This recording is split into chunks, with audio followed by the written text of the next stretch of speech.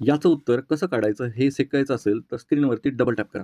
बघा गणित दिलेलं आहे 256चा घात. मग आता 2चा घात कोणता आहे जो 17च्या 1ने कमी किंवा 1ने जास्त होतो, तर तो आहे 2चा चौथा घात. मग 256ला कशाप्रकारे लिहू शकतो मी बघा, 2चा चौथा घात हा 16 असतो. मग 16 मध्ये कन्व्हर्ट केलं तर 256 म्हणजे काय 4 गुणिले 64 या दोन्ही गोष्टी समान आहेत. परत याला मी कसं लिहू शकतो 2चा चौथा घात म्हणजे 16 असतो, 16चा 64वा घात. आता जर ह्याला मी 17ने भाग दिला, आता सगळ्यांनाही 17ने भाग दिलं काय आणि ह्यालाही 17ने भाग दिलं काय सेमच आहे.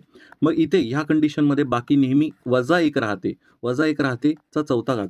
मग आता हे -1 कसा राहतो ते बघण्यासाठी इथे रिलेटेड व्हिडिओमध्ये सेम प्रश्न दिलेला आहे ज्याच्यामध्ये फुल कन्सेप्ट मी एक्सप्लेन केलेला आहे.